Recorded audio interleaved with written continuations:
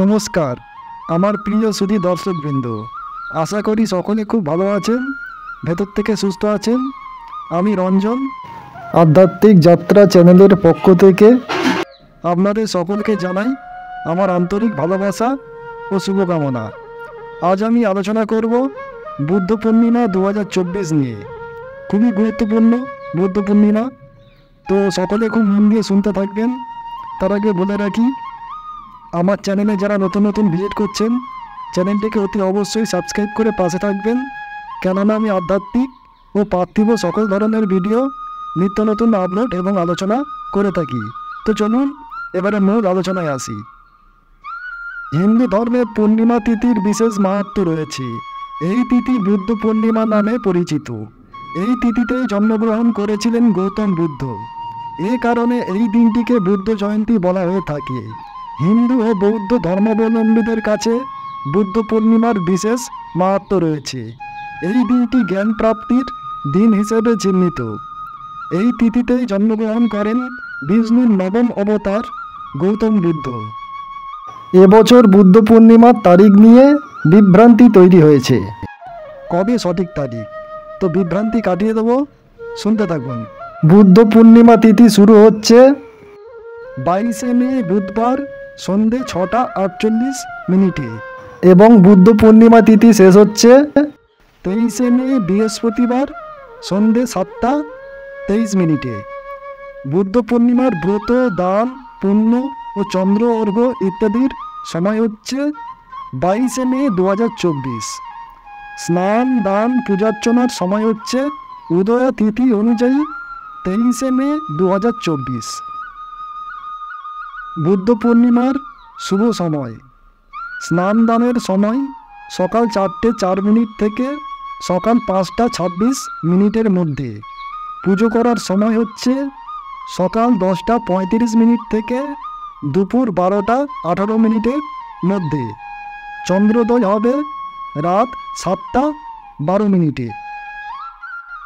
শুধু দর্শকবৃন্দ, আশা করি ভিডিওটি আপনাদের খুব ভালো লাগছে।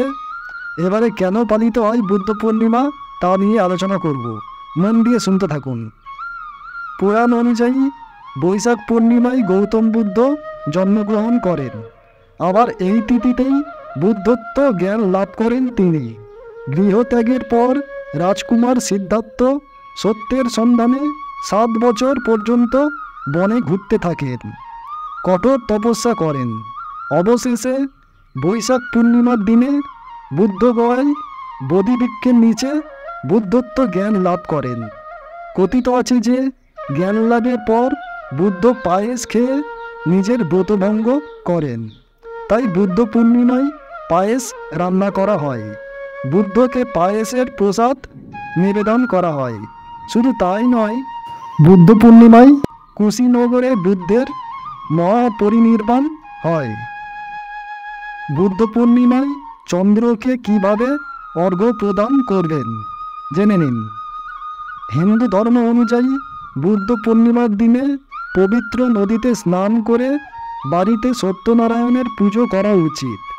সন্ধেবেলা চন্দ্রোদয়ের পর চাঁদকে দুধের অর্ঘ্য দিন। মনে করা হয় পূর্ণিমা তিথিতে চন্দ্রকে অর্ঘ্য দিলে মানসিক শান্তি লাভ করা যায়। শুধু দর্শকবৃন্দ, এবারে আমি বুদ্ধ পূর্ণিমার কিছু টোটকা দেব, তা পালন করবেন, খুব ভালো ফল পাবেন। কাজেই ভিডিওটি পুরো দেখতে থাকুন। বুদ্ধ পূর্ণিমার দিনে মা লক্ষ্মীকে 11টি হলুদ কড়ি নিবেদন করুন। পরের দিন সেই কড়িগুলোকে লাল রঙের কাপড়ে বেঁধে লকারে রেখে দিন। এই উপায় করলে আর্থিক সমস্যা থেকে মুক্তি পাওয়া যায়, ধনদেবী লক্ষ্মী প্রসন্ন হন। বৈশাখ পূর্ণিমায় লক্ষ্মীকে খুশি করার জন্য পায়েসের ভোগ নিবেদন করুন। পুজোর পর পরিবারের সমস্ত সদস্যদের মধ্যে এই প্রসাদ বিতরণ করুন। এর ফলে পরিবারের সমস্ত সদস্যের উপর লক্ষ্মীর আশীর্বাদ থাকবে ও সুখ সমৃদ্ধি বৃদ্ধি পাবে। এই তিথিতে ঝাঁটা দান করা শুভ।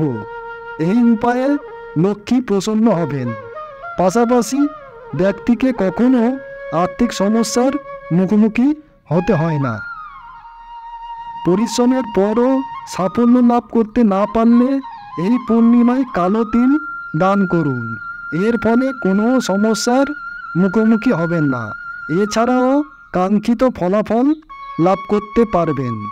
বুদ্ধ পূর্ণিমায় চাঁদের পুজো করলে চন্দ্রদোষ থেকে মুক্তি পাওয়া যায়। পাশাপাশি ব্যক্তি মানসিক শান্তি লাভ করে।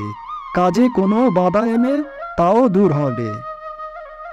শুধু দর্শকবৃন্দ, বুদ্ধ পূর্ণিমায় কী করবেন আর কি করবেন না জেনে নিন, খুবই গুরুত্বপূর্ণ। বুদ্ধ পূর্ণিমার দিনে কি করবেন? বুদ্ধ পূর্ণিমার দিনে সবার আগে সূর্যোদয়ের আগে ঘুম থেকে উঠে ঘর পরিষ্কার করুন। এরপর উপোস রাখার সংকল্প করুন এবং সারাদিন উপোস রাখবেন। রাতে চন্দ্রদেবকে ফুল, ধূপ, প্রদীপ, অন্ন, গুড় ইত্যাদি নিবেদন করুন। এই দিনে মন্দিরে যান এবং ভগবান বিষ্ণুর মূর্তির সামনে একটি প্রদীপ জ্বালান। এছাড়াও আচার অনুসারে শ্রীহরির পুজো করুন। সম্ভব হলে বুদ্ধ পূর্ণিমায় অবশ্যই গঙ্গায় স্নান করুন। এতে পূর্বজন্মের সকল পাপ বিনষ্ট হয়। এই তিথিতে করা দান অত্যন্ত শুভ, তাই ব্রাহ্মণদের জল ভর্তি একটি মাটির পাত্র এবং বিভিন্ন ধরনের খাবার দান করা উচিত। বুদ্ধ পূর্ণিমাতে কী করবেন না জেনে নিন। বুদ্ধ পূর্ণিমা বা বৈশাখ পূর্ণিমার দিনে তামসিক খাবার যেমন আমিষ, মদ্যপান ইত্যাদি খাওয়া থেকে বিরত থাকতে হবে। এই তিথিতে তুলসী পাতা ছেঁড়া এড়িয়ে চলা উচিত। এটা বিশ্বাস করা হয় যে এটি করলে ভগবান বিষ্ণু আপনার উপর ক্রুদ্ধ হতে পারেন। এই দিনে কাউকে খারাপ কথা বলা এড়িয়ে চলুন এবং আপনার মনে কোনো নেতিবাচক চিন্তা আনবেন না। শুধু দর্শকবৃন্দ, আশা করি ভিডিওটির মাধ্যমে আপনারা অবগত ও সমৃদ্ধ হতে পেরেছেন। আর ভিডিওটিকে একটি করে লাইক, কমেন্ট অবশ্যই করবেন। আর যত পারবেন আপনাদের আত্মীয় পরিজন, বন্ধু বান্ধবদের মাঝে শেয়ার করে দেবেন, যাতে তারাও লাভবান এবং উপকৃত হতে পারেন। আর হ্যাঁ, চ্যানেলটিকে অতি অবশ্যই সাবস্ক্রাইব করতে ভুলবেন না, কেননা আমি আধ্যাত্মিক ও পার্থিব সকল ধরনের ভিডিও নিত্য নতুন আপলোড এবং আলোচনা করে থাকি। তো আজকের মতন এই পর্যন্ত। সকলে খুব ভালো থাকবেন, সুস্থ থাকবেন, সুখে থাকবেন। টাটা, বিদায় জানালাম।